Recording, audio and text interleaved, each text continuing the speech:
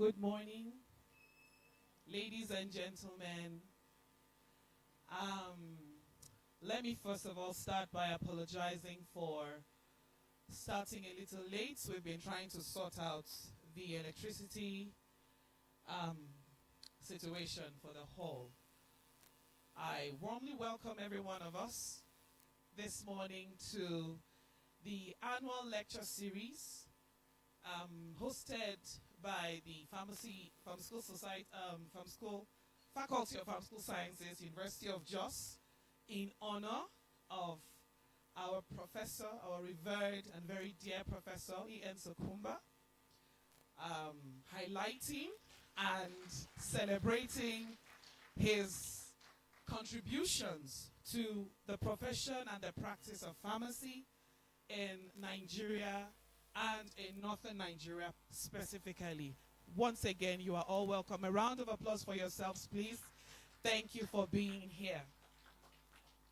I hope you're all ready for an inspiring days of lecture and discussions, as I believe it's going to be quite engaging and informative. We will start this morning with the national anthem. I hope it is cued. Can we please all be on our feet as we begin with the national anthem? Some of you have not had an opportunity to sing it since it was renewed. Today is a good opportunity. The national anthem, please. Nigeria, we hail thee, our own dear native land. Though tribe and tongue may differ, in brotherhood we stand. Nigerians old and proud to serve our sovereign fatherland. Our flag shall be a symbol that truth and justice reign. In peace or battle honored, and this we count as gain. To hang unto our children a banner without stain. O God of all creation, grant this our one request. Help us to build a nation where no man is oppressed. And so with peace and plenty, Nigeria may be blessed.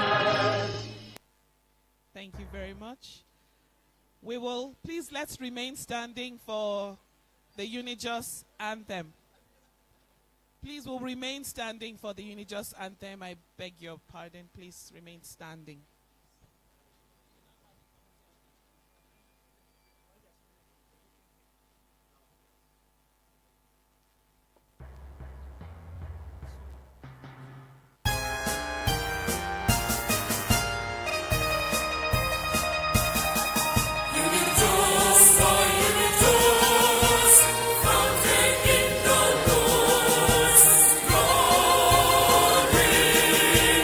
Fountain of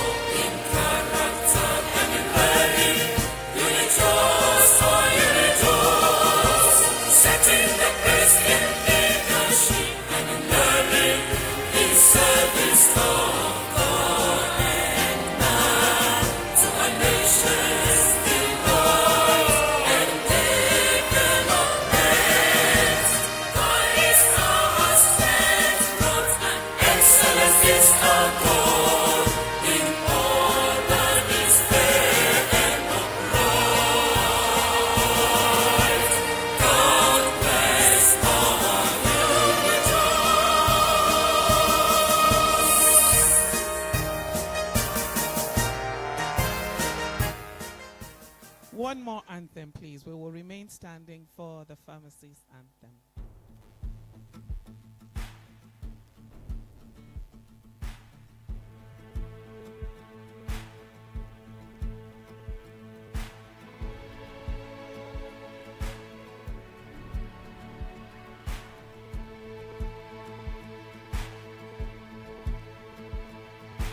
We pharmacists, we're proud of pharmacy.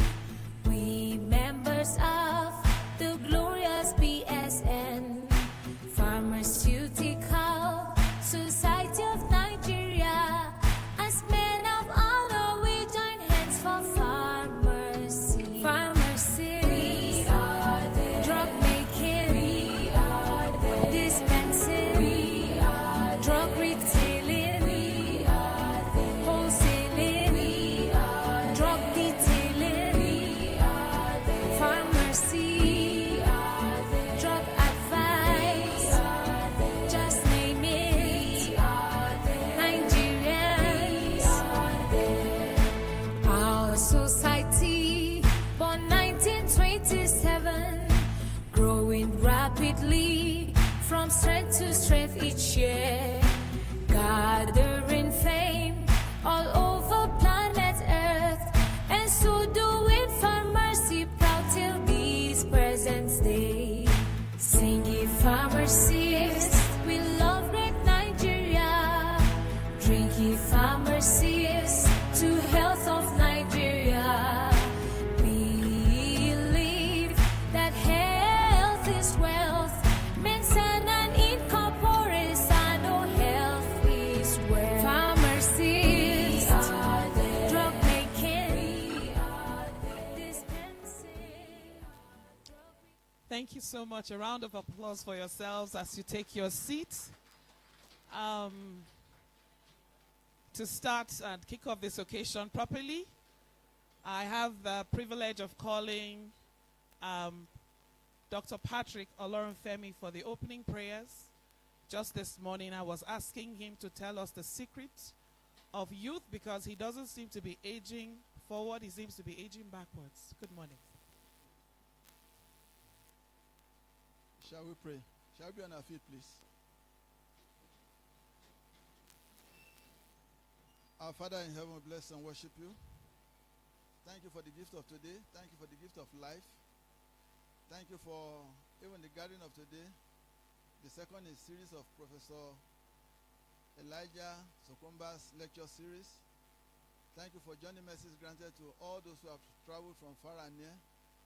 Thank you for the speakers. We ask, O God, that you grant them utterance, that, Lord, they will convey the mind of your mind to this gathering, even through the lectures. Grant them wisdom, grant them utterance.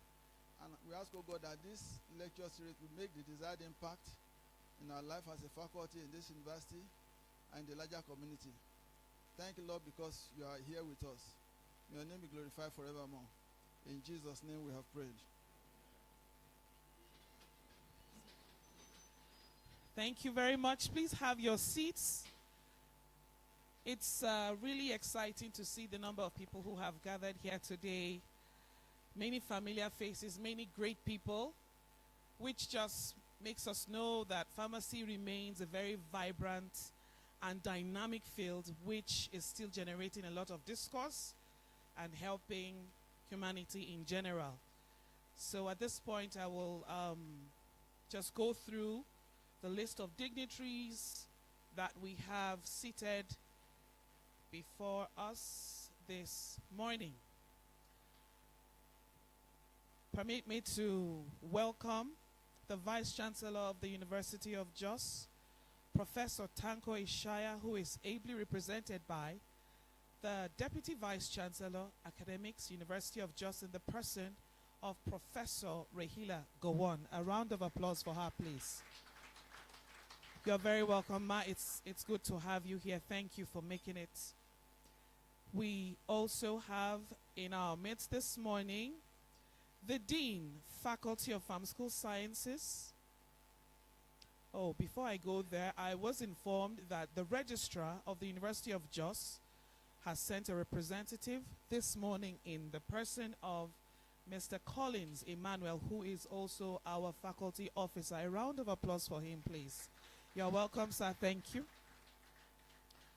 We welcome the Dean, Faculty of Pharmaceutical Sciences, University of Jos, in the person of Professor Ndidi Ngudoka. You're very welcome, Prof.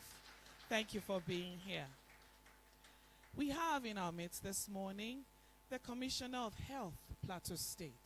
It's not difficult to spot, the foot soldiers of the governor. When you see them, you usually see their green cap as, their their identification mark. So we have the privilege of having Dr. Clayton Shukuk in our midst this morning. So you're most welcome.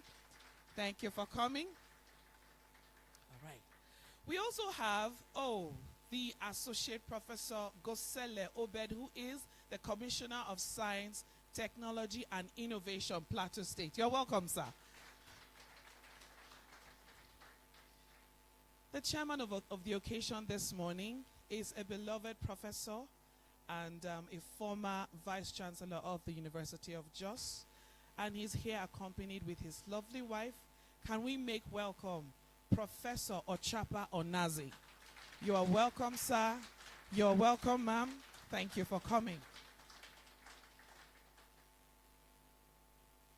Permit me to introduce our guest lecturers, the persons who will be delivering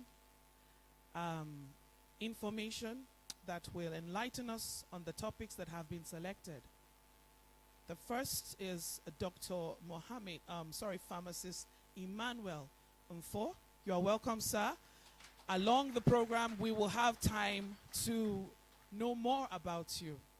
And we also have in our midst Dr. Mohammed Zangu. You are very welcome, sir. It's a pleasure to have you here.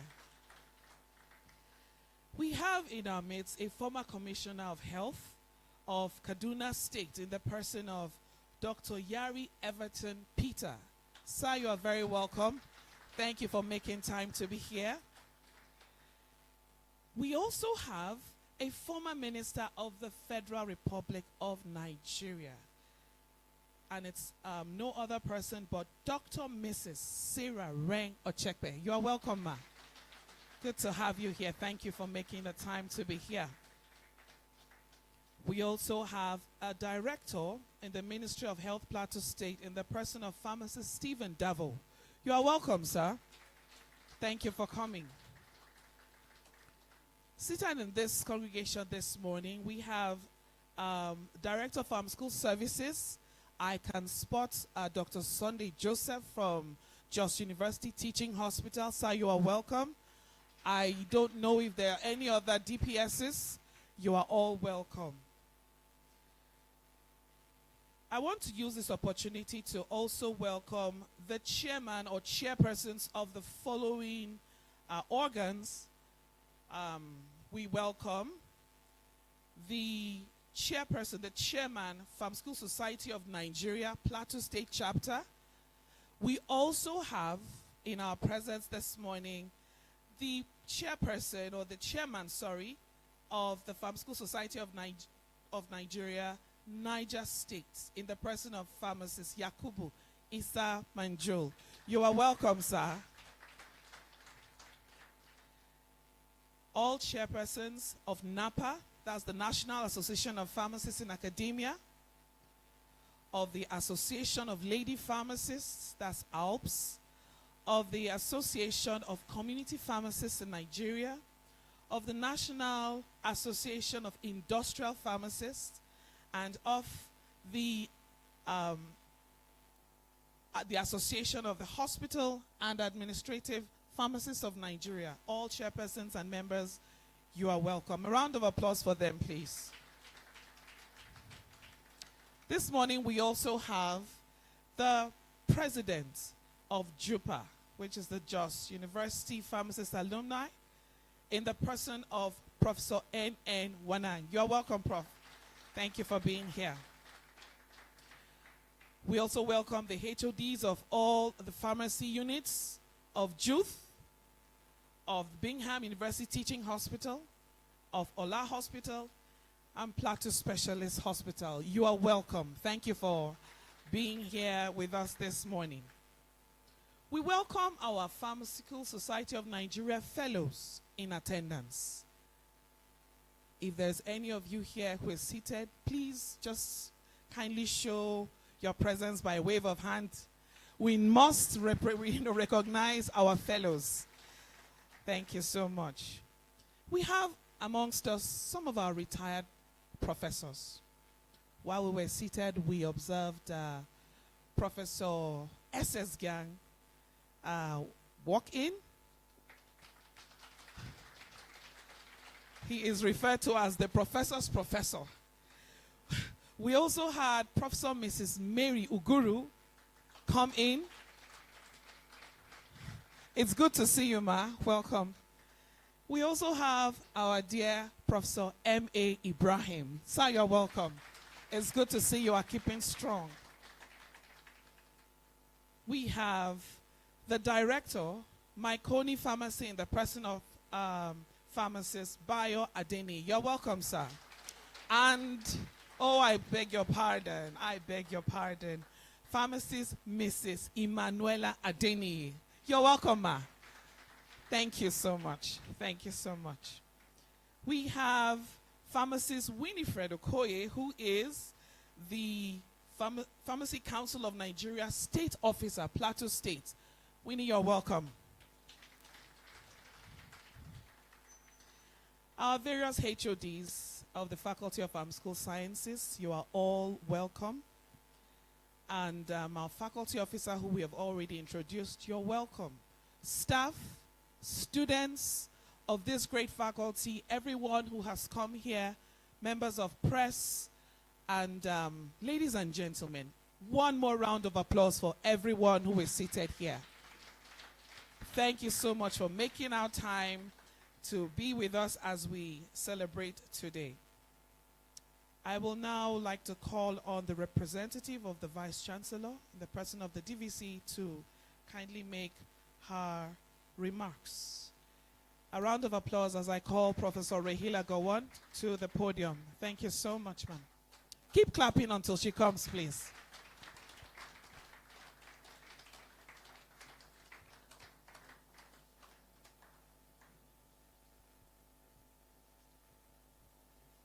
Good morning, my colleagues and fellow students.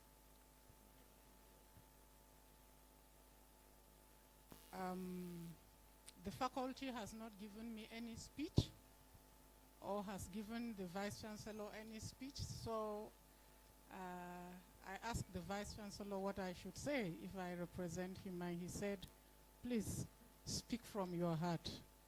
And I'm going to speak from my heart. The Vice Chancellor had to be away on another official assignment. He sends his congratulatory message to the faculty and the dean for ensuring that the Sukuma lecture series is not truncated, as others have done in their faculties and departments. Before I go on, I want to state that the protocol has been established. I do not want to distort it. Nevertheless, I will call some specific people.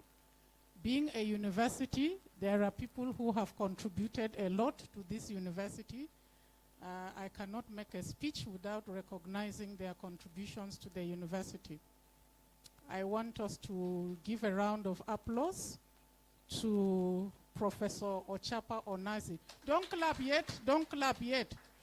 He is the one who laid the foundation for the modern infrastructural development in the University of Jos.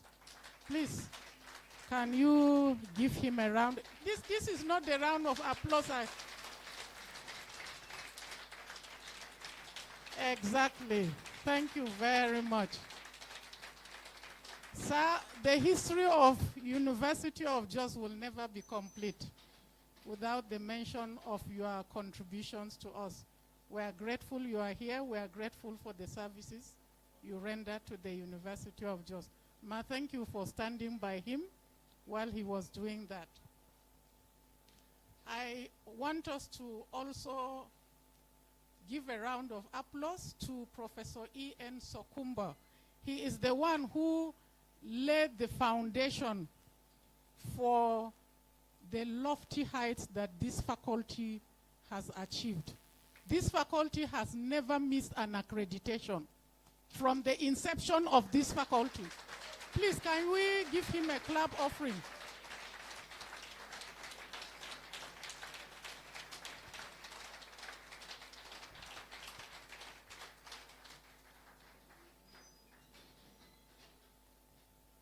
I want to thank some of the pioneer staff who are here in the person of Professor Ibrahim Musa, our former DVC, Professor S.S. Gyang, who was my boss, and I later became his boss. Professor Mary Uguru, you were once my sister. I don't know what happened along the way. We parted ways. You are welcome.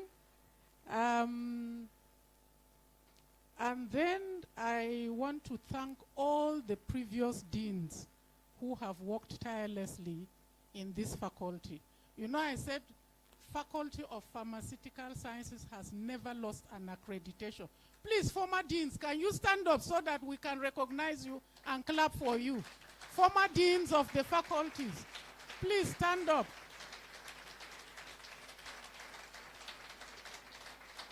Why is Ochekwe? Professor okay, thank you. Yes. These ones laid the foundation for the solid work and the academic quality that we have in this faculty. We want to thank all the previous heads of departments. If you are here, stand up and let us clap for you. Previous heads of departments, please stand up, let us clap for them.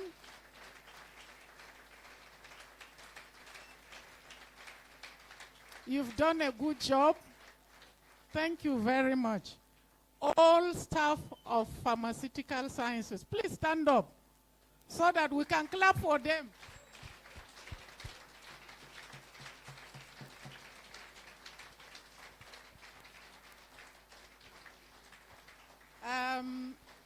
Thank you very much. As a management, the management can never do it alone. There are people who help management to accomplish what the previous management and the current management have achieved concerning pharmaceutical education in Nigeria. The foundations were laid by these people, and we relied on their shoulders to achieve these great lofty heights we've achieved. So we want to thank you for it. We want to thank all our guest lecturers who are here and have honored us. We want to thank pharmacist Emmanuel Mfo coming from the US. We thank you. Where are you?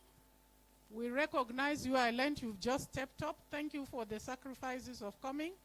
Dr. Mohammed M. Zango, we want to thank you for coming. We're grateful for honoring us.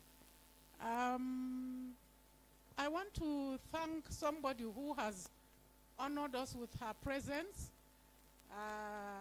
She may not necessarily have come, even though her husband is here. The former Minister of Water Resources of the Federal Republic of Nigeria. Sarah Reng Ochekwe, we thank you for coming. Please stand up, let us recognize. Some people do not know you. I know that you were acknowledged, but I want to acknowledge you too. All the people that have helped the Faculty of Pharmaceutical Sciences that I have not mentioned, we appreciate you and we thank you. When I saw this, there was no theme really for the lecture. However, I focused on the lecture 2, on the second lecture, from petrodollars to farmer dollars-driven Nigerian economy. During the COVID crisis, whether there was a scientific proof or no scientific proof, we saw videos upon videos of Nigerians sending for, before the lockdown, neem tree, the bark of neem tree, what is this name now? Lemon and ginger, that's the name. People used it as an antidote for COVID-19. I don't know how effective that was, but I know that people used it. So it means that Nigeria is rich with pharmaceutical resources. That if people from Europe, America will be asking us to send this to them, we shouldn't neglect what is around our environment. I also watch videos of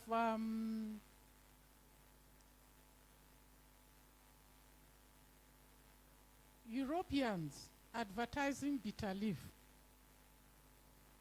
I don't know whether it is scientifically proven, but for us in Africa, you know, neem tree, bitter leaf tree, when you take a lot of sugar, we tell you take bitter leaf soup. It will reduce the sugar in you. People also use it for malaria purposes and so on. So it emphasizes the fact that we have a lot of pharmaceutical resources. And this is very important to us to address the gap and vacuum that has been created by many of the pharmaceutical industries that have been leaving Nigeria. Entrepreneurship says that it is when there is difficulty that innovations do take place. So for those in pharmaceutical research and education, the doors have been widely opened to you to look at our resources and bring homegrown solutions that will help the healthcare sector in delivering medicines for our ailments. I was discussing with a friend today, eye drop was costing, the husband's eye drop was costing 75,000 naira, so she said, and it is now going for 105. My drugs, my routine drugs were 25,000 naira. It is now going for 67,000 naira. If those of us who earn above the minimum wage are finding it difficult to access Western medicine, it means that we will have a catastrophic death rate in our nation, which will be more than the COVID. If pharmacy does not move up its game in research, in education, in production, and in making these products of research accessible to the Nigerian populace. I want to say that I'm one who believes in taking traditional herbs. I've read the books of Professor Mary Ugu. It has guided me in my nutrition, and it has guided me in how I should handle the herbs I take. I also read a paper somewhere that Prince Charles, King Charles III, sorry, who is sick, is not taking chemotherapy. They are using herbal treatment for him. So it means a lot for us in the pharmaceutical industry.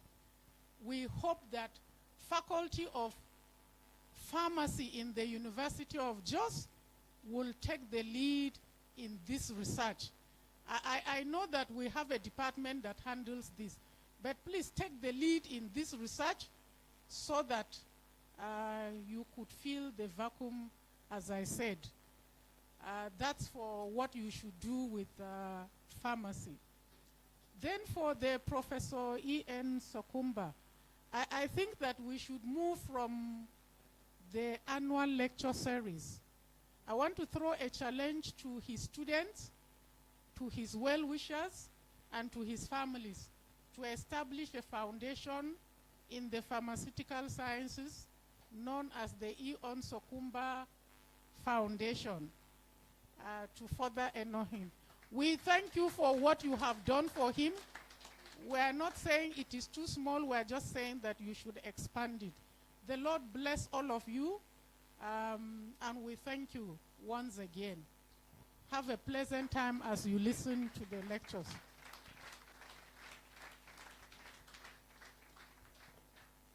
Please, can you give a better round of applause to the representative of the Vice Chancellor of the University of Jos in the person of Professor Rahila Gowon. Thank you so much, ma'am. And thank you for recognizing also all former deans of the faculty who have also played their part in the health and the history of the Faculty of Pharmaceutical Sciences. I omitted, and I apologize for that, to recognize the Deputy Dean of this faculty in the person of Dr. Bukata Bukar. A round of applause for him. Sir, you're welcome. Thank you for being here. We also have a visitor from NVRI VOM in the person of Mrs. Anuiyago. I apologize if I have committed murder. You are very welcome, ma'am. Thank you so much for being here. A round of applause for her, please. We are pressing on in this morning's program. At this point, we would humbly like to invite the chairman of the occasion, our dear professor and former vice chancellor, in the person of Professor Ochapa Onazi, for his comments. A round of applause, please, as he comes to the podium.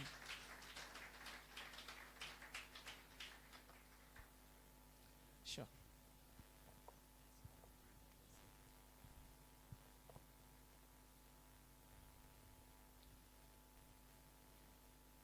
It's really an honor and pleasure for me to come to this faculty today.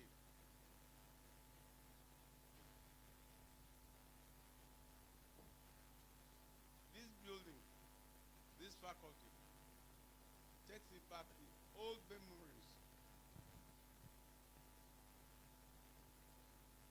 You know, the faculty actually, it's all right, I hold it. The faculty actually started from what it was then the Makurdi campus of University of Jos. Pharmacy was one of the programs that Makurdi campus had started.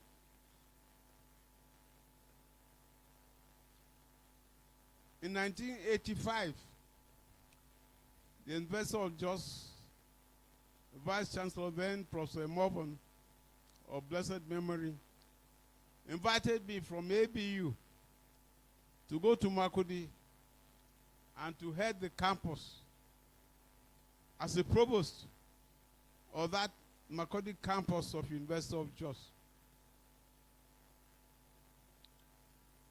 I was reluctant to leave ABU because I started my working career in ABU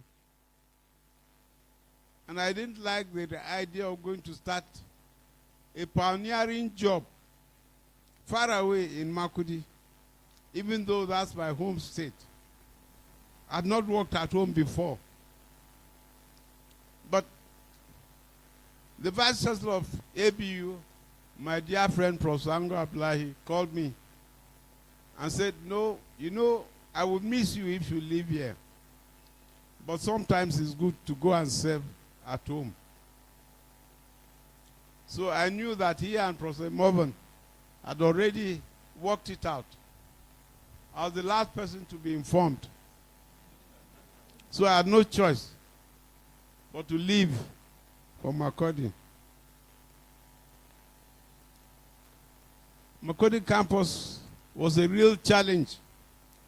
It was a real challenge because it was a very young institution. I had served on the board, the council of the former Federal University of Science and Technology, which transformed into Makurdi campus when it was merged with University of Jos.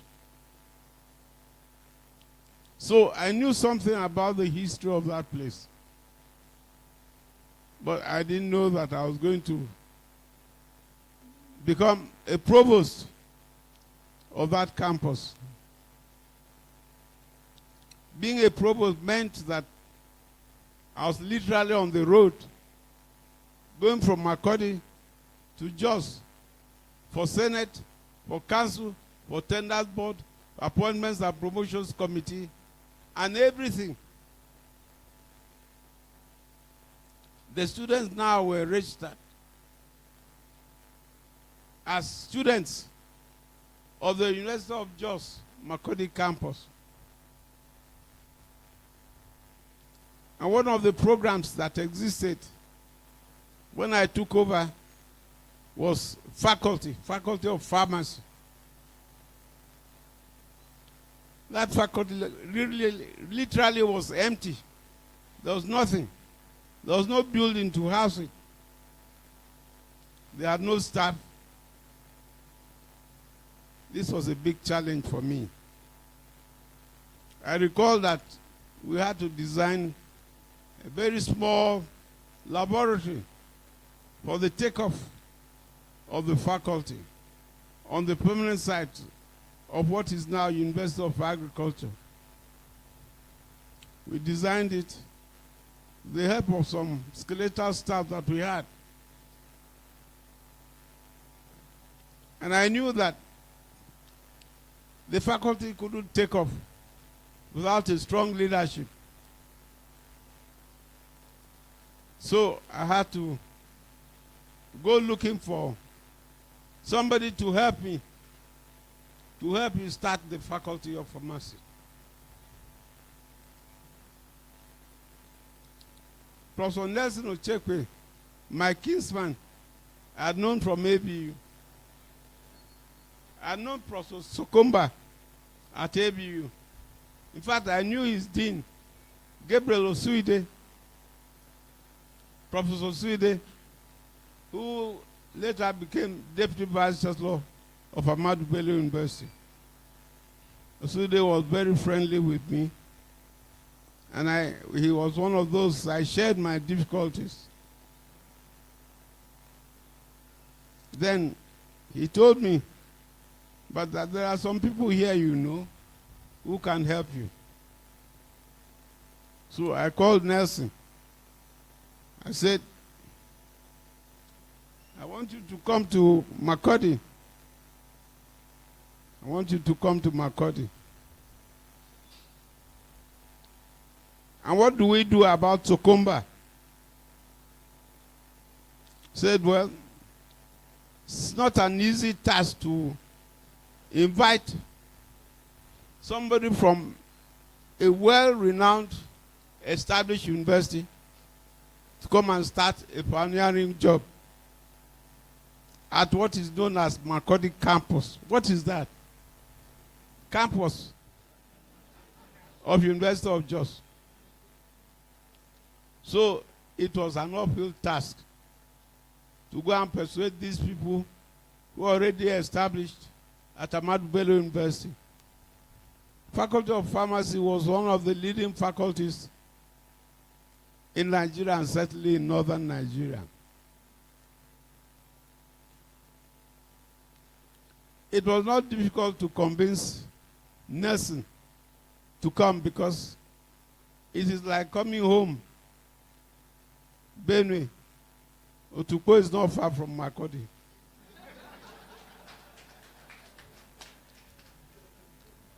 But with him, we had to work on Sukuma. We needed to have a pioneering dean of that faculty.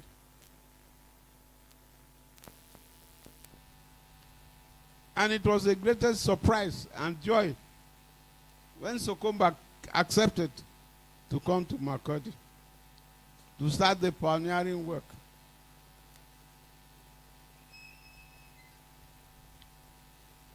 Then, in 1988,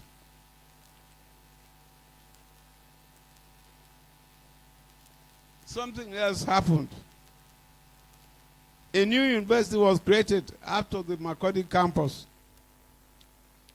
A University of Agriculture was established to take over the Makurdi campus from the University of Jos. So, overnight, the students of Makurdi campus became students of University of Agriculture, Makurdi.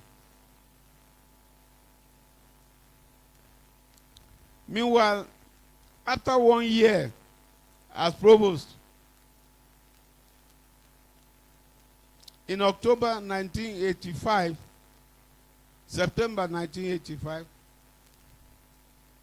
I went to the office in Makurdi, and people came to see me in the morning and said, congratulations. Congratulations for what? I've not applied for any job. Why are you congratulating me? They said, you are the new Vice Chancellor of University of Jos. Wow. University of Jos. I dreaded coming to the University of Jos for meetings, because University of Jos was at a standstill. Literally at a standstill. The campus was divided. There was the Igbo group, there was the Yoruba group, there was the Northern group. And I said, how am I going to cope with this?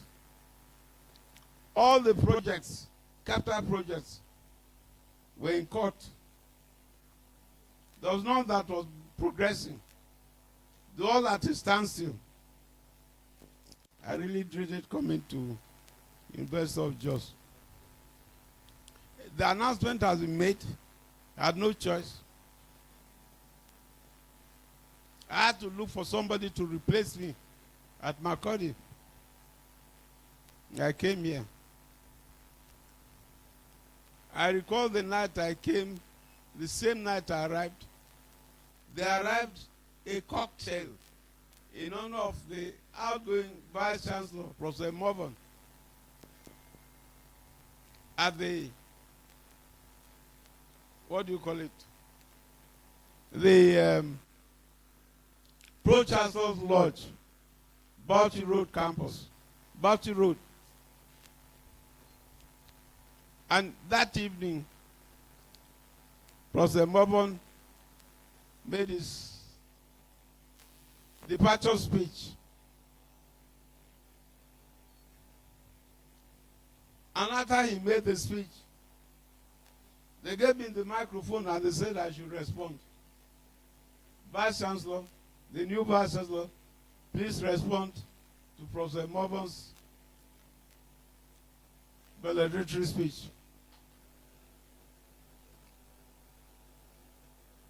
Well,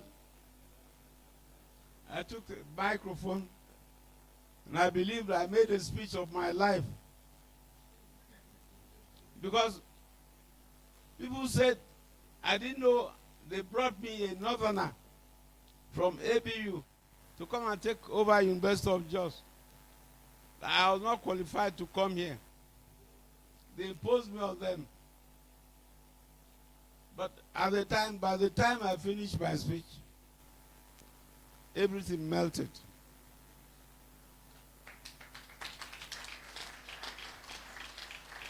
Well, this history that I'm giving you is something that this series have to look into and do a proper study to get the proper history of the foundation of this faculty. But why am I telling this story? When Idachapa was appointed, Prof. Idachapa now said that he didn't want the faculty of pharmacy in University of Agriculture because pharmacy had nothing to do with agriculture. We tried to persuade him. He wouldn't accept. They looked for a university to house this faculty. They went to Owerri, Federal University of Technology, Owerri. Owerri said they were not interested. They're not interested. They went to Ahmadu Bello University, which already has a faculty.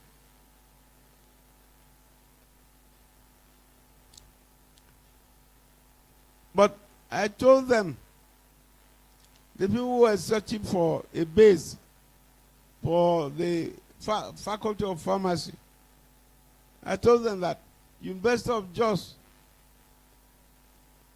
has a desire to establish a Faculty of Pharmacy. But nobody will listen to me.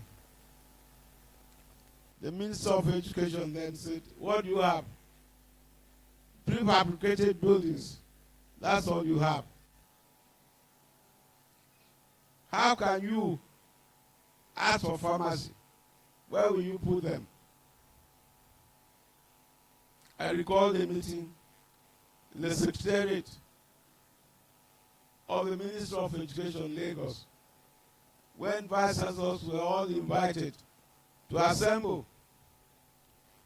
And they asked each vice chancellor to make a case for the pharmacy. And they went from one vice chancellor to another one. And when it came to me, they skipped me. They skipped me. And when I asked, I said, sir, you haven't asked me to speak. He said, we know what you have. We know your mind. But I said, but the other vice chancellors do not know my mind. Everybody has spoken. Those who want, those who do not want. Will you give me a chance to make my case? By the time I made my presentation, we had already built a new faculty of, a new science building. The clay bricks in the circular road, we had chemistry and physics on this side. And on that side, we had the biological sciences, botany and zoology. I said, we can relocate the Faculty of Science. The prefabricated buildings we're using as Faculty of Science. And we can bring pharmacy from Makurdi and start them in those prefab structures. I don't know if those prefabs are still there.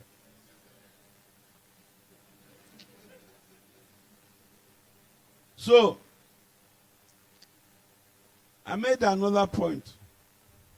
I said, the students in that faculty are registered students, matriculated students of University of Jos. The lecturers were lecturers that were appointed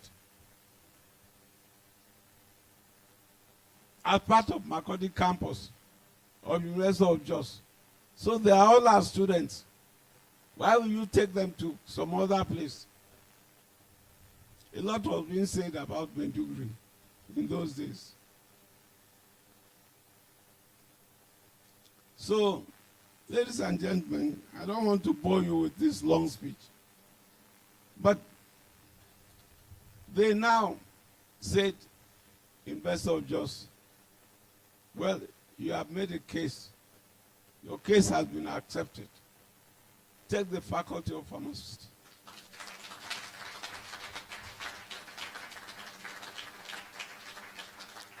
That's how this faculty came into being. But we knew that if we are going to build this faculty, we have to move fast in building a permanent structure for the faculty. Because if after 1 year they want to come for accreditation, we find it difficult to be accredited. So I had 2 Polish architects who were staff of Makurdi campus. I brought them here to University of Jos. Andrew Jack and one other name, I don't remember his name now, a Polish name. Fantastic architects. They designed the Faculty of Law and the Law Auditorium. And they supervised it. We didn't need external supervisors.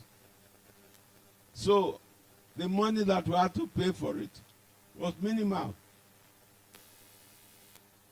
They also designed and supervised the building of the science buildings, physics and chemistry, and botany and zoology on the other side of the campus. And so we decided to start a permanent faculty of pharmaceutical sciences at the University of Jos. I wanted to do it before there was any accreditation. I called Prof. Sukuma and I said, well, the die is cast. We have to design this faculty. We wanted to site it at the permanent site where you have the health center. The health center on the permanent site. But NUC said no. You have to build it on the Balti Road campus. I said why? They said it will be near the Faculty of Medicine, the Department of Biochemistry, and some of the programs run by pharmacy will be shared by the medical faculty. So they now decided on this site. I think this site was probably where the Faculty of Medicine were burying their cadaver. But the site was cleared and this building started. It was designed by Andrew Jack and his fellow Polishmen with the supervision of Sukuma and his team.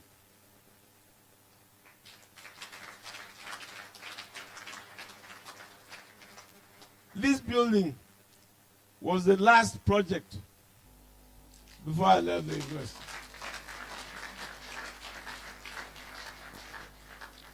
We completed it. I came in here, inspected it, but we did not put the clay bricks that is in law auditorium and its science buildings. If you go out, you see that it's missing.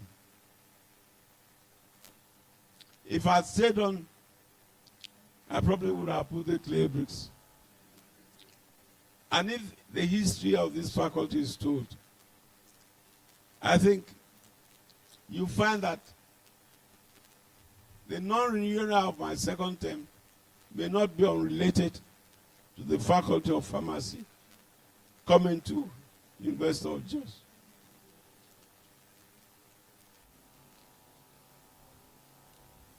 Professor Sukuma, a justifiable father of the faculty.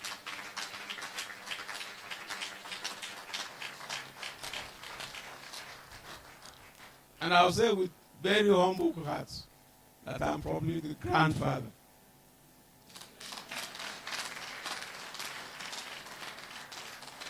Because we work together. And Professor Chekwe was the errand man.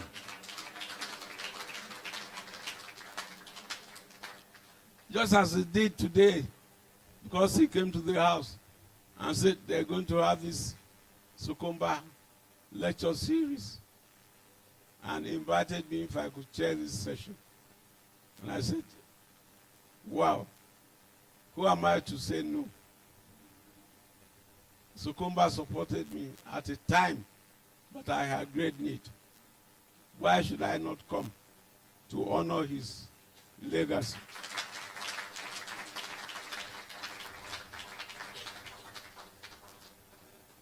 I've told you a bit of history of this faculty. I've not looked at the text of the lecture or the lecturer. I think I have too many professors here to do that kind of thing. I want to thank you for the privilege of coming here to see Professor Sukuma again. The last time I saw him was probably in the 80s, when I left the university. I left this university in 1989. I'll come here for 1 or 2 lectures. But I later discovered that his wife, Miss Sukuma, she was working in the film corporation, Nigerian Film Corporation, which is not far from our house. And we discovered that she's a Gosa like me. So, you people don't know what Gosa is. Gosa is the Gindrio Students Association. And Dr. Caleb Mufrang is a Gosa. With him, when he was a student, I was Vice Chancellor. We started the Chapel of Faith here in the University of Jos. Because when I came here, we had no chapel. We had the mosque somewhere around the gate. So we had to go to the permanent site to find land for the Protestant chaplaincy and the Catholic chaplaincy. So we thank you. We thank you. And I am very delighted that you have established this lecture series in honor of Professor Sukuma. I pray that it will be sustained. And one day, you bind all the series into a book so that younger generation will have opportunity to read it. And they will know how these faculties started from the beginning and reached this stage. The Deputy Vice Chancellor said, since it started, it has never missed accreditation. I hope you keep to that. Thank you and God bless you.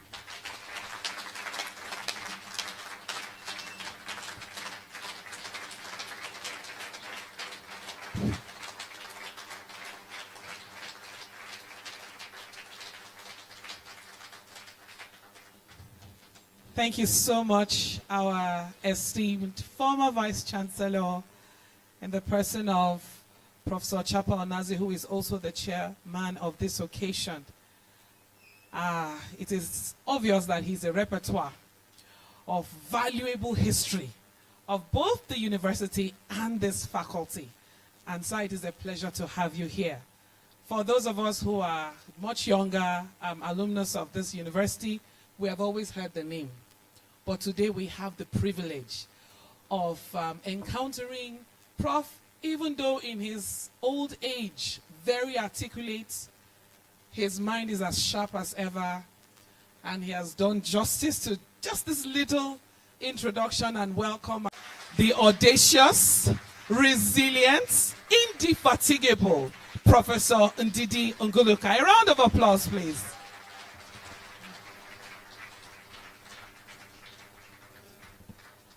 The Vice Chancellor, ably represented by our own Deputy Vice Chancellor Academic, Professor Rahila Gowon. The Registrar, ably represented by our own Faculty Officer, Mr. Collins Emmanuel. The Commissioner for Science, Technology and Innovation, our own, Dr. Gosele.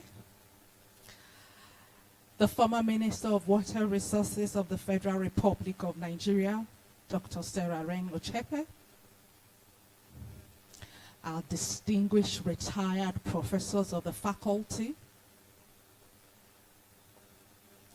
The chairman of this occasion, in the person of Professor Ochapa Onazi. Our guest lecturers, Fam Emmanuel Info and Dr. Mohammed Zango. Distinguished guests, the press, staff of the Faculty of Pharmaceutical Sciences, good morning. We thought it would be appropriate, considering the kind of people we have brought here today, our chairman, Professor Onazi, and then our very own pioneer dean, Professor Elijah Sukuma, to update them on how far the faculty has gone. The chairman of this occasion has done justice to this, so permit me to skip. Next slide, please. Okay. I thought it would also be appropriate to let us know the deans that have been able to ensure that this faculty is sustained. It started with Professor E.A. Liang. I won't want to reel through, but you can see quite a number of them. And then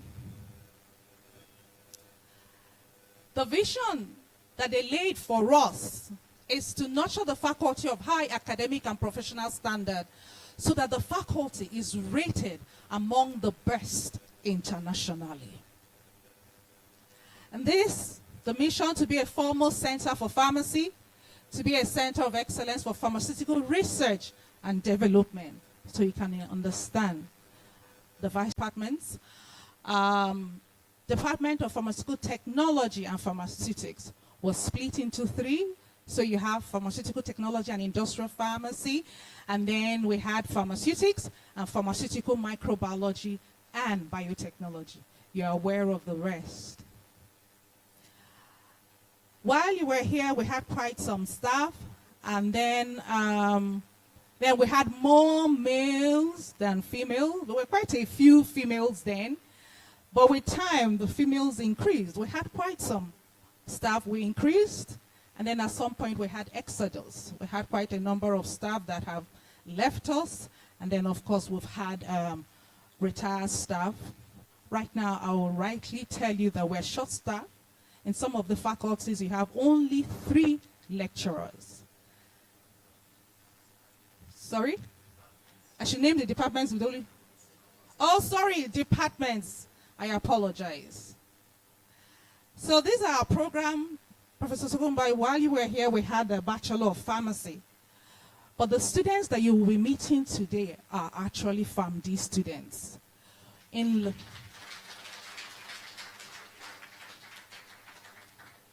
line with NUC and Pharmacy Council of Nigeria, we are now operating PharmD, and we're actually the second in Nigeria that started PharmD.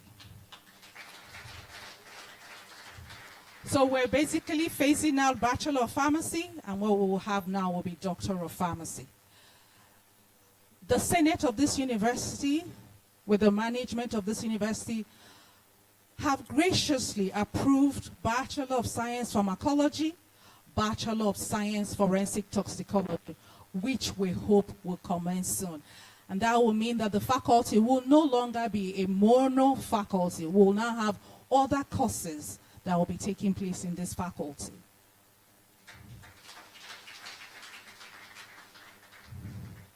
Since you left, Professor Sukuma, we've had more postgraduate programs. We have a total of 23 postgraduate programs.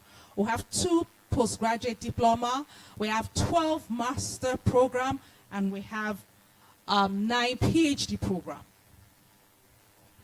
You're aware of the infrastructure. You are under the Vice Chancellorship of Professor Onazi. We're able to put up this structure.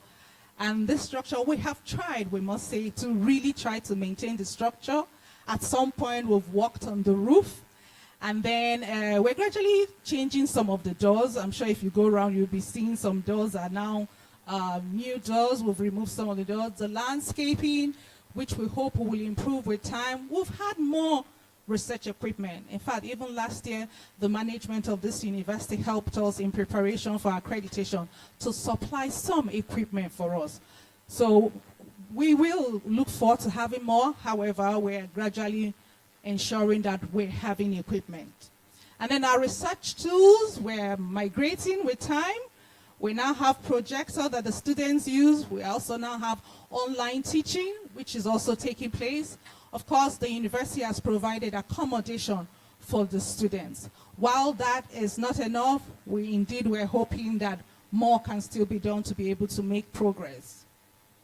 Research and development, the staff of this faculty have been recipients of various grants. We have TED Fund, we have RF towards IFS, and L'Oreal UNESCO for Women in Science. And then, of course, in this faculty, we have graduated quite a number of PhD students.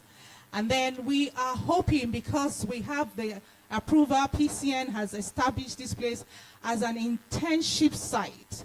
But with the problem we have with IPs, this hasn't taken off. But we're hoping that with time we'll be able to take interns in our faculty. We have our collaborations going on. We had African Resource Center, and we had an MOU with them with regards to supply chain management. That had been something that we've been trying to do over the years.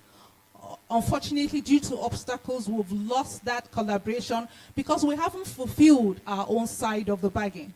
But we're hoping that we have a supply chain expert here. Perhaps he's going to help us with another collaboration. We look forward to that.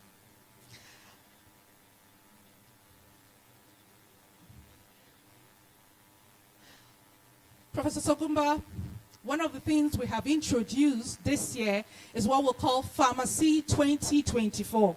This is a program where we try to encourage our students to do research. We start nurturing them right from 200 level. And we gave them the free hand to be able to choose their project. So one of the things we're also doing to encourage them with is teamwork.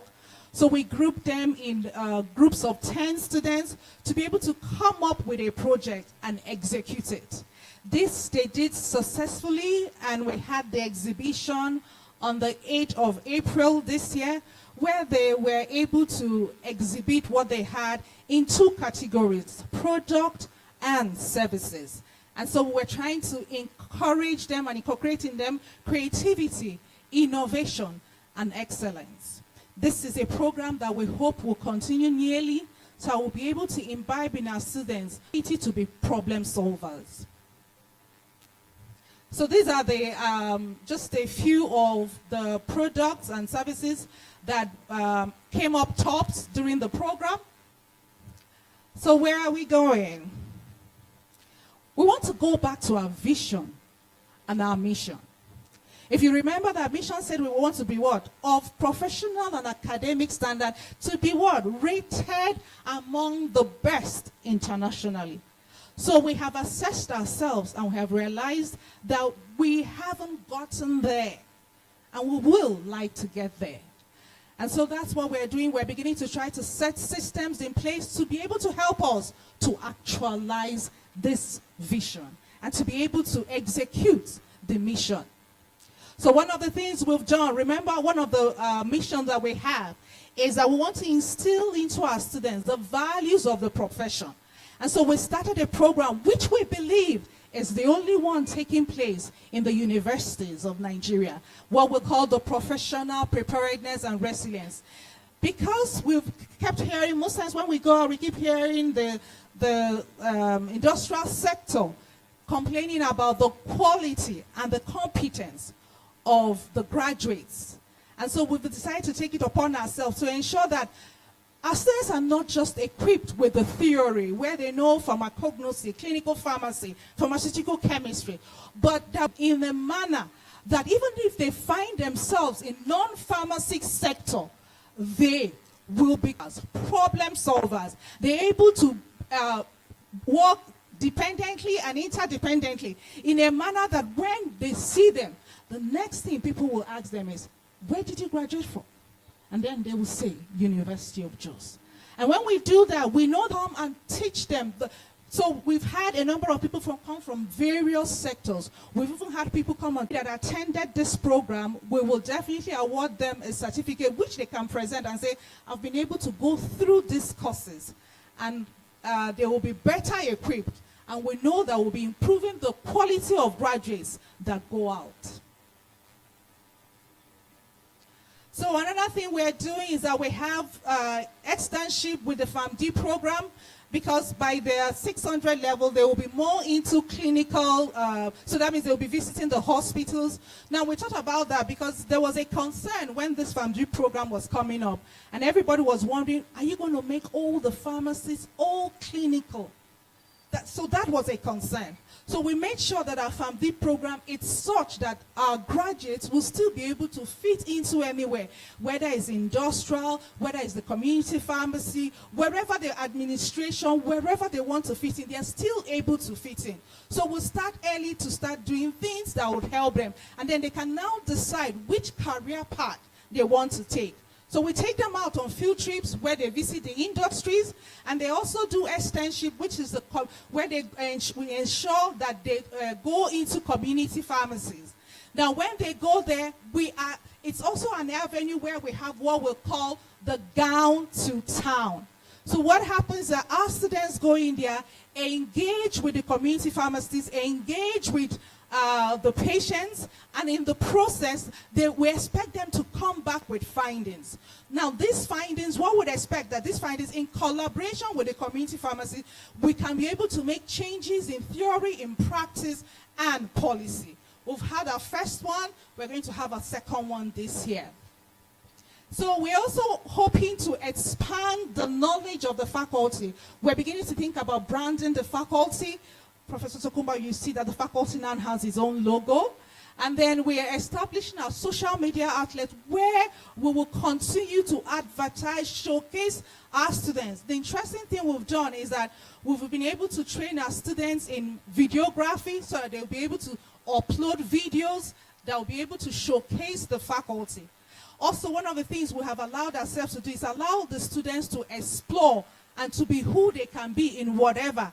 The projection you're seeing is manned by our students. This was done by our students. The program was done by our students. We're using our students as much as we can. Whenever we see a skill that they have, we encourage them and hone it, because we know that all the skills will come together in making our profession a better one.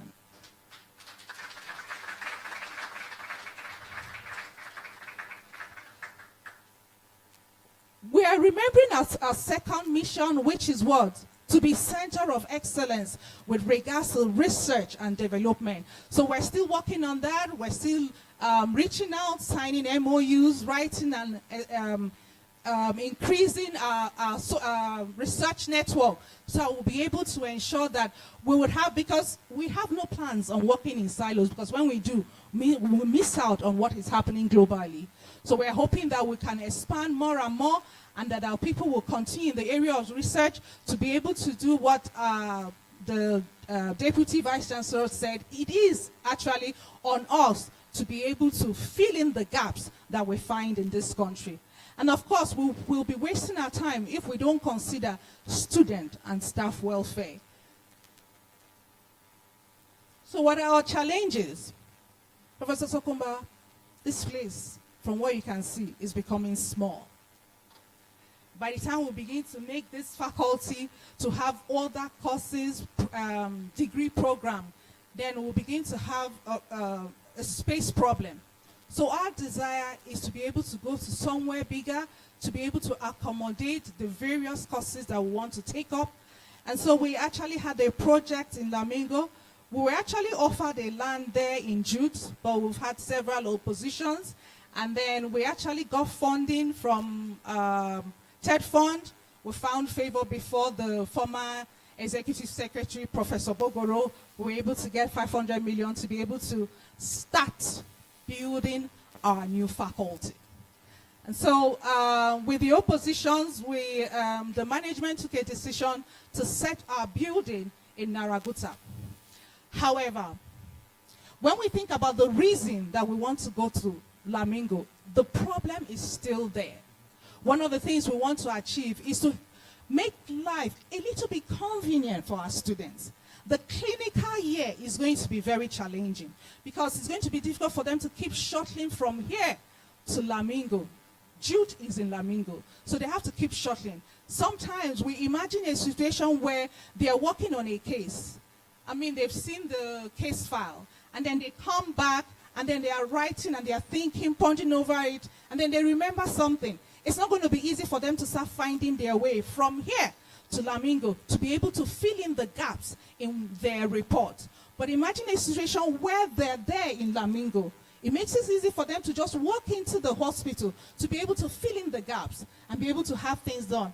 The other day, they were now asking me, so what are we going to do? Should we start looking for accommodation in Lamingo? The 600 level are concerned. Should we start looking for accommodation in Lamingo? What do we do? The HOD clinical pharmacy has said, we probably need a bus to shuttle them. So these things are there. These are some of our challenges. We still want to be able to go to Lamingo, to be able to make it easy for the staff that need to take them on clinical ward rounds and the students themselves. So this is our faculty, the new faculty building in Naraguta campus. It's almost ready, so we have that. Like we say, it has about 3 classrooms and 3 labs. So we still need more buildings to be able to take care of our plans and how to execute them. But this is a good start, which we could use for BSc pharmacology, should we start. What are other challenges? We still need equipment. For us to be able to standardize maybe extracts from plants, for instance, we need a very good working HPLC, for instance, high performance liquid chromatography. We need something like that will be able to help us for analysis. And then, so we need more equipment, and I know the management and anybody here who's interested in helping us will be able to help us acquire this equipment so that our research can be cutting edge, our research can be competitive with the global researchers. Yes, thank you, sir. So yes, renovation of the building. We're hoping that while we're still planning to go to Lamingo, it will still be good for us to see that this place is really habitable. Remember, we said we're interested in staff welfare and student welfare. I'm sure some of you have seen some of our damaged seats, you know. So these are some of the things we want to put in place. Change more doors so they'll be stronger and more firm. And then a whole lot of other things. And we need a lot of funds for research. The economy now, you know, a number of times we researchers will use our money to do some things. Now it's becoming a bit difficult to be able to do that. So we're hoping that we'll be able to get funds. We'll also appreciate it if we have more staff to be able to ease off the burden on the staff presently. So you do what you can do as long as you can. And when you finally can't, you do the next best thing. You back up, but you never give up. We're certainly not going to give up. We're going to continue to persist. And we're going to continue to make sure that the products we put out there are the best. So pharmaceutical sciences is a training ground for great minds. How great they become depends on how much is invested on them. And how much is invested depends on resources. Thank you.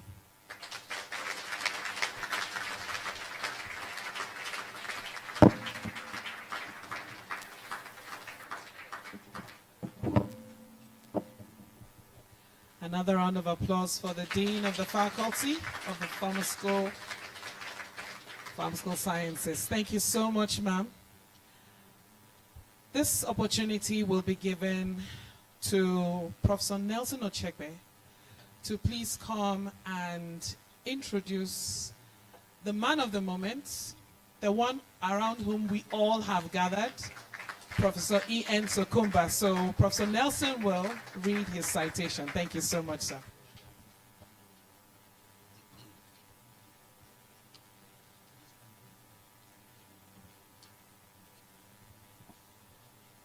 The chairman of this occasion,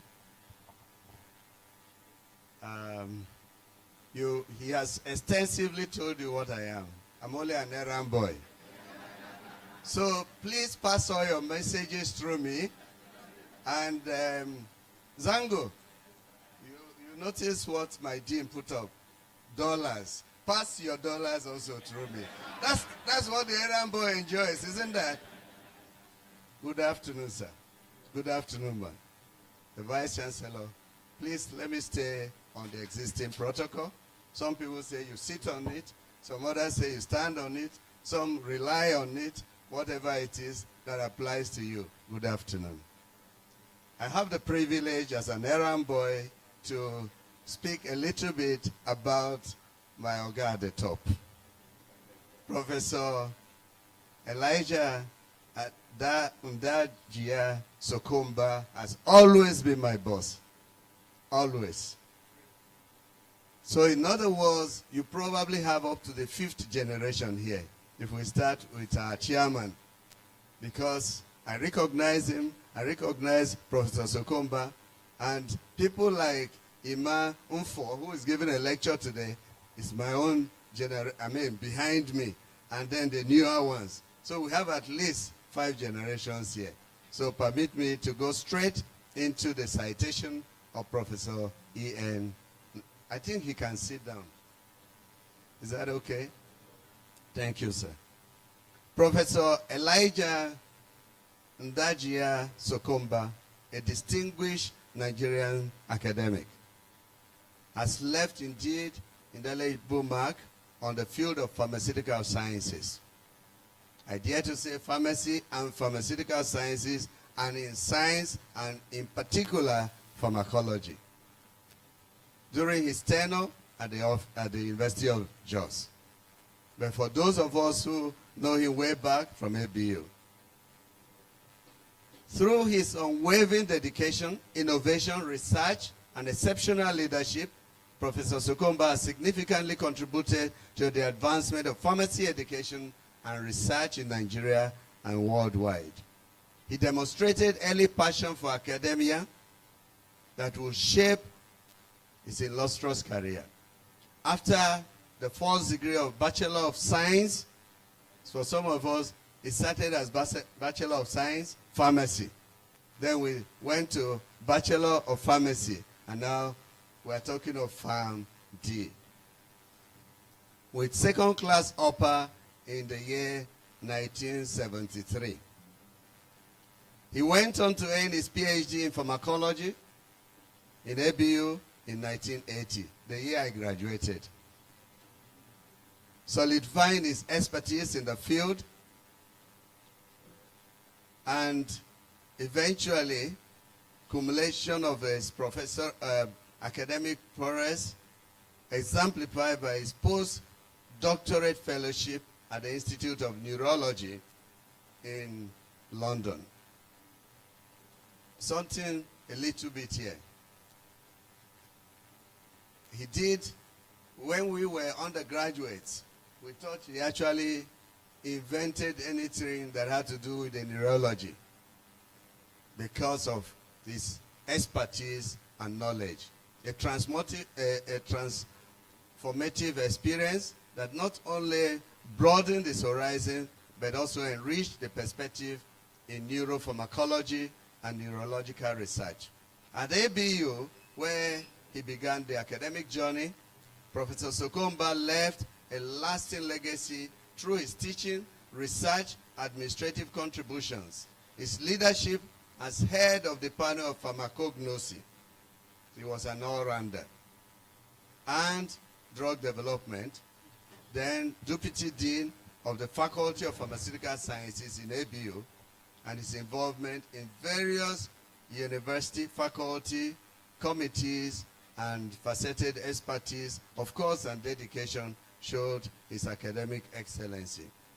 His transition to the University of Jos, like we have been told elaborately by the chair, marked a pivotal movement in his career, where he served as associate professor first between 1987 and 1990. Then became got his full chair at the faculty in 1990, 2000 to 2009. Indeed, the story of the Faculty of Pharmaceutical Sciences, University of Jos, cannot be complete without a significant input of or mention of Professor C.O.N. I say C.O.N., forgive me, E.N. Sukuma. During his tenure at the University of Jos, Professor Sukuma held key leadership roles and made significant contributions to the institution.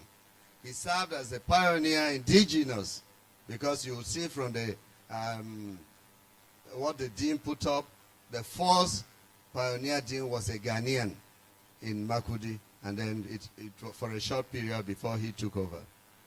But so he was the first pioneer indigenous dean. He always wants us to get that right. That's why I'm emphasizing it. Setting a strong foundation for the growth and development of the faculty. His dedication to teaching pharmacology to undergraduate and graduate and postgraduate students, medical students, underscore his commitment to nurturing. For your information, he still teaches medical students, pharmacy students at the Bingham University. And on pro bono, he's not being paid to do that. Many of the academics here and elsewhere owe, of course, their choice of career to Professor Sukuma. He trained pharmacists, he trained pharmacologists, he trained physicians at master's and PhD level. He was the first pioneer editor-in-chief of our faculty journal. That's something the dean probably omitted. That journal, sir, has grown to now 3 journals. 3 journals have come out of it. And I'm glad to say I took over from you as the editor-in-chief. Beyond his academic roles, Professor Sukuma influence extended to various committees and various positions, both within the university, at the national level, and beyond. He was appointed Executive Secretary, West African Pharmaceutical Federation, now the West African Postgraduate College of Pharmacy, and later Director, Registration and Regulation of NAFDAC. There again, he was my boss, so you can see what I'm talking about. We attest to his expertise, indeed, in regulatory matters, policy matters, and as an excellent administrator.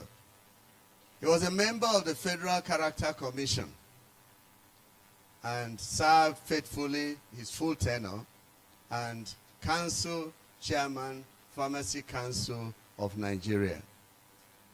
He has also served in industry as non-executive director, if I'm right, sir, Nimet Pharmaceutical. He just also concluded his tenure in that. Professor Sukuma's prolific membership is esteemed professional and academic bodies, including the West African Society for Pharmacology, the Nigerian Association of Pharmacists in Academia, the British Pharmacological Society, attest to his standing as a respected authority in this field. His fellowship in the West African Postgraduate College of Pharmacists, the Pharmaceutical Society of Nigeria, attests to his examples. He sits down quietly, and of course, he determines a lot of things when he opens his mouth. Indeed, he's a leader we should be very proud of, advancing pharmacy education and practice in all its ramifications. He engaged in initiatives and symposiums. Ima Mfo, that is here to give the lecture today, it was through Professor Sukuma, members of this faculty went into consultancy after the training in Ghana. And he said to me and Bangwat, I remember then, he said, we are back, you go. And as an errand boy, I did went. Thank you, sir.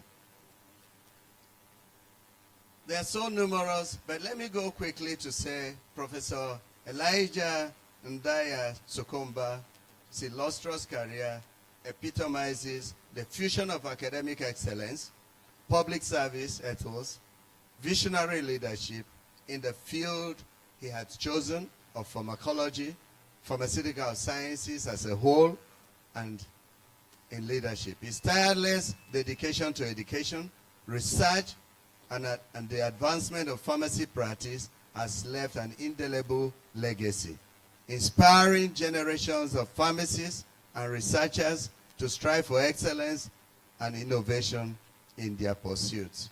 Let me break for a while. Oga told me once, Nelson, I said, sir, he said, it's time for me to leave the university system. I said, why, sir? He said, I got admission for their grandfathers and grandmothers. I got admission for the children. I'm now doing admission for grandchildren. Sir, you will do admission for great-grandchildren and great-great-great-grandchildren in God's name. Amen. Professor Sukumba's impact indeed reverberates across classrooms. One thing you don't know about him, you may not know, literally tell him the tribe you come from. He will greet you in that tribe, in your language. He's an excellent linguist, and when he went to the West African Postgraduate College, because he called between Anglo and Francophone, he speaks French.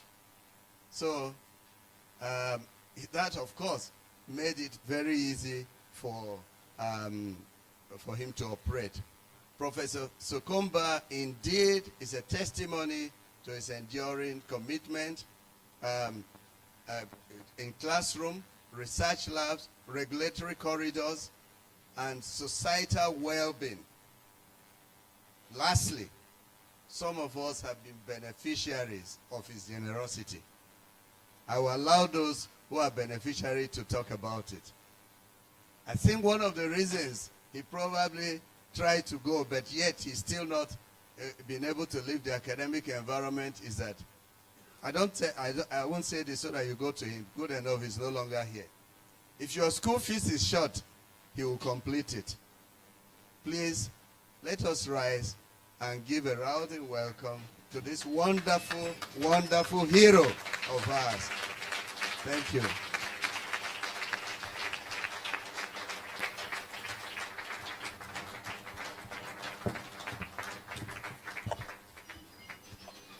Thank you so very much. Please be seated. The program is progressing nicely, I must inform you. At this point, it is, well, we will have the distinct pleasure of sitting to listen to our first lecture. And it's a privilege really to have this particular lecturer. We are reliably informed that he came in all the way from the abroad to honor Professor Sukuma and the rest of us by giving this lecture. He is a supply chain expert, and I believe that what he has to say is something that we would like to listen to. So, to introduce our first guest lecturer, I will call on the Dean, Professor Ndidi Nguluka, to please read his citation as he stands. Thank you so much. A round of applause, please. Thank you. Thank you. Pharmacist Emmanuel Mfor is a technical director of USAID-funded medicines, technologies, and pharmaceutical services program, which is implemented by Management Sciences for Health, along with a consortium of partners. He has expertise in evaluating with components of the pharmaceutical system. Emmanuel leads technical assistance for strengthening pharmaceutical and supply chain management systems in low and middle income countries in Africa and Asia. He has assisted countries with strategic planning, strengthening governance and regulatory capacity and pharmaceutical services for improved access to safe, quality assured and effective medicines and related services. By promoting adoption of innovative approaches and tools and integration of industry best practices. from assisting in system re-engineering to regulatory capacity strengthening and the optimization of quantification, distribution, and storage of medicines, Mr. Anfor has contributed to improved medicine access and better health outcomes. He's an expert in pharmaceutical and supply chain management with over 27 years of experience. Mr. Anfor previously served as Director and Senior Supply Chain Advisor at the Global Fund to Fight AIDS, Tuberculosis, and Malaria, where he led the rollout of an innovative financing model that resulted in sharp reductions in price and widespread availability of malaria medicines, even in hard-to-reach areas. Additionally, he has worked with HIV and AIDS, tuberculosis, and maternal and child health medicines and technologies, pharmaceutical policy reform, good hospital, pharmacy, and manufacturing practices, and capacity strengthening. Mr. Anfor is a pharmacist with a Master's of Business Administration in Health, Population, and Nutrition. Emmanuel Anfor is at home. He's an alumnus of University of Jos, Faculty of Pharmaceutical Sciences. One more. It was his set that launched this building.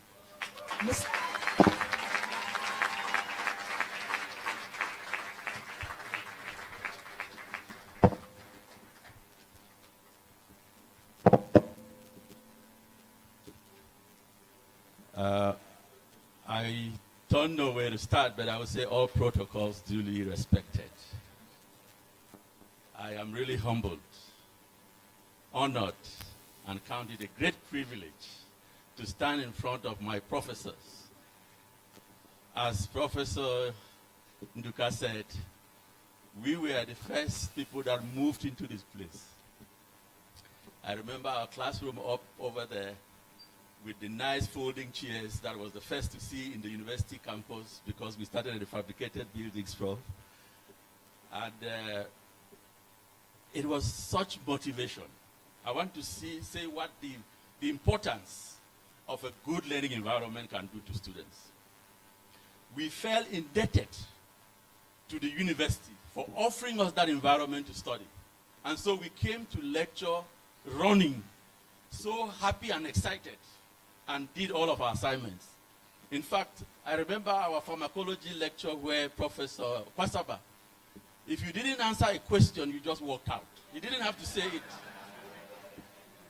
You know, when he starts talking about, his pharmacognosy, if he asks you a question and you didn't know the answer, he keeps looking at you, you know what you need to do. It means you didn't prepare for the lecture, so you better go and prepare. So because of that, you came to class ready.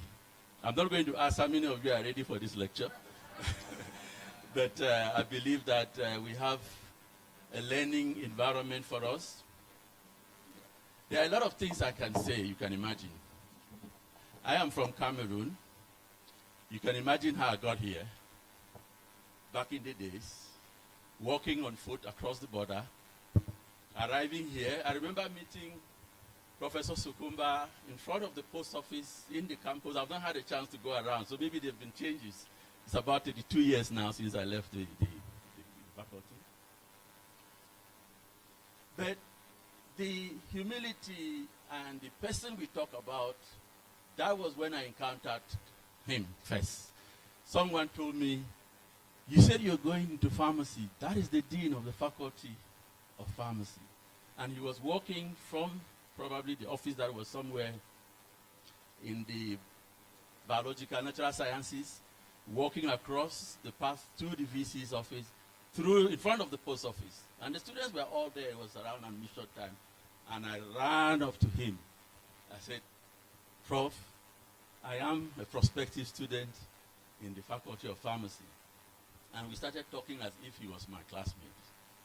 That's the kind of person he is. The rest is just story. Into the lecture, I hope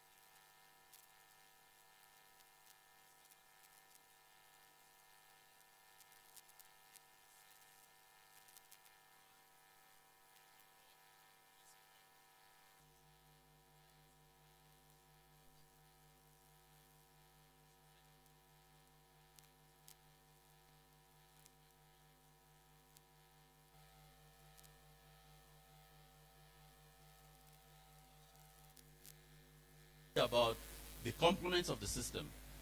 It's important we know what those components are so that we can understand when we talk about pharmaceutical system strengthening, what are those target components that we do want to strengthen. So let us look at it. And let's go. Okay, is that me?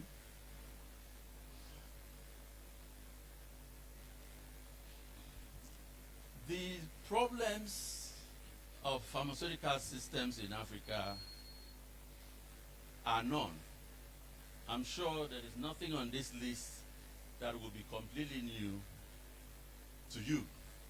Here, just in terms of context, so that we understand what we are dealing with. We are dealing with a system that is challenged in the first place. We are dealing with a system where it's hard to predict demand because of the huge need. We've heard about resources. I won't repeat that. Workforce shortages. We've heard about that. The supply chain systems crisis. There's aspects of corruption.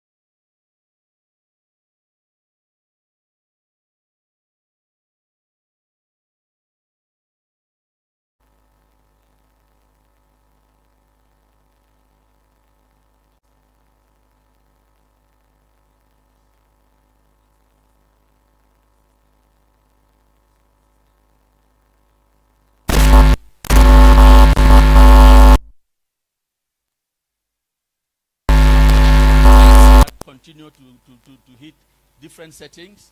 We've talked about cholera of recent. Again, there was cases of cholera. There's been Ebola. There are other things that have happened. And whenever these threats hit, they will weaken and compromise health services in all settings.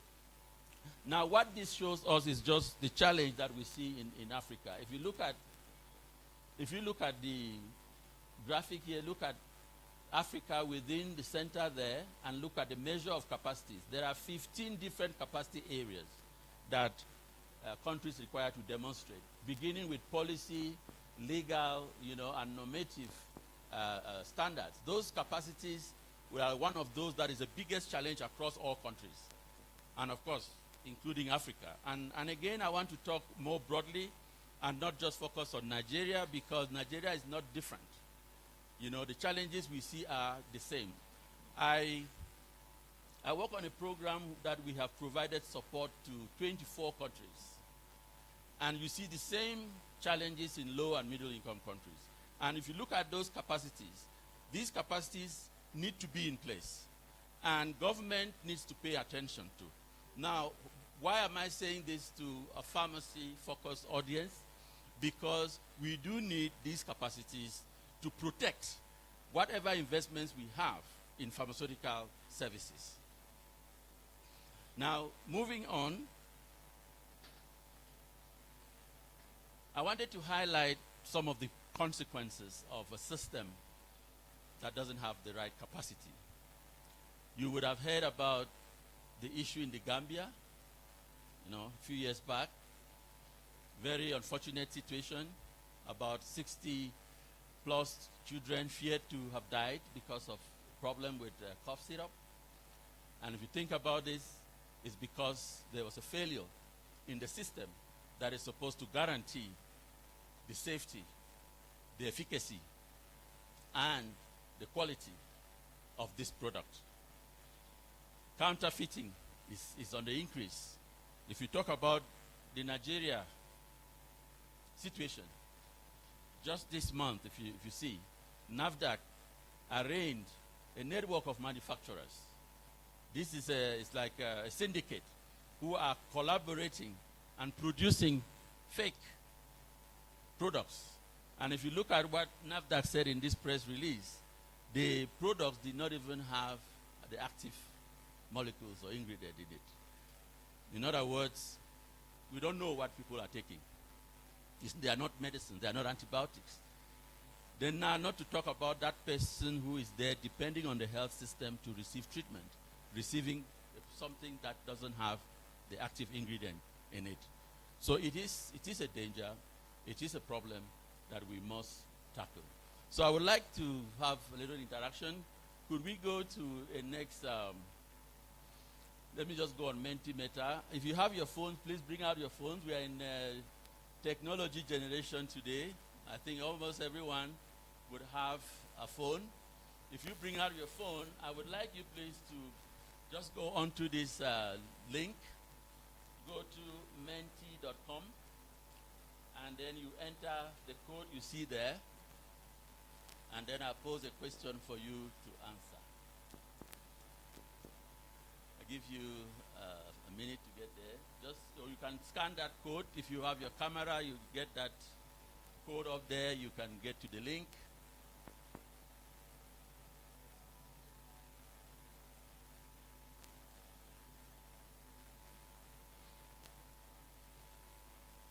Okay.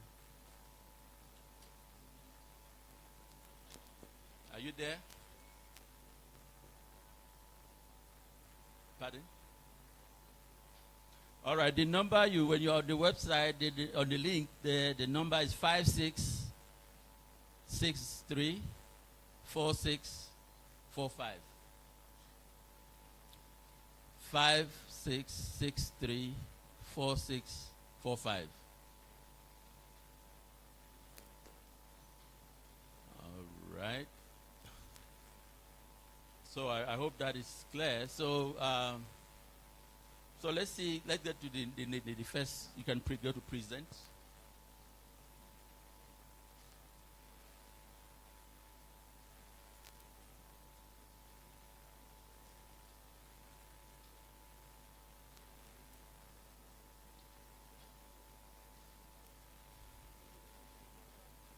The next slide, please.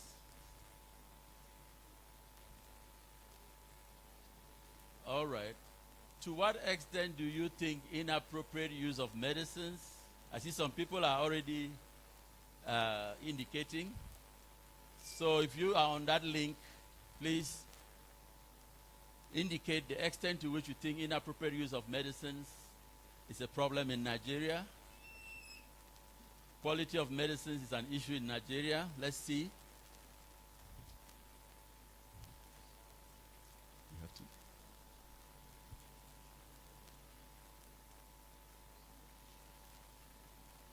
All right. I hope more people can participate.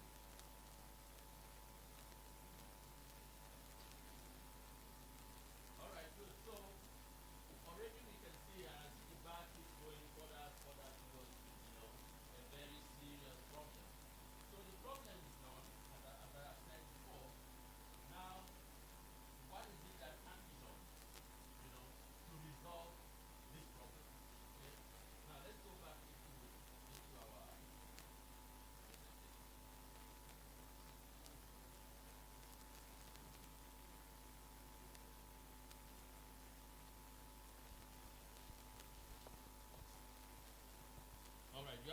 Okay, yes, let me go to the other question. On Mentimeter, I think there's another one more question.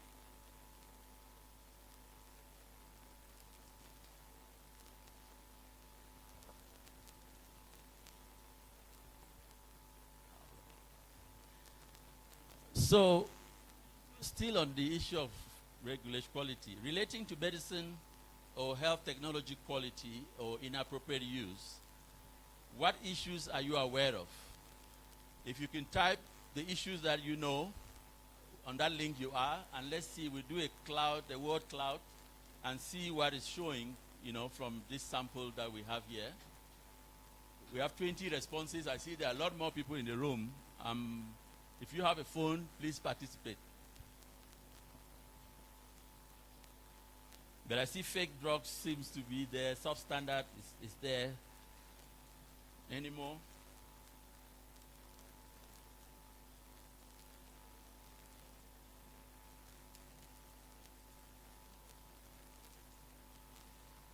Studies, or when we need health services and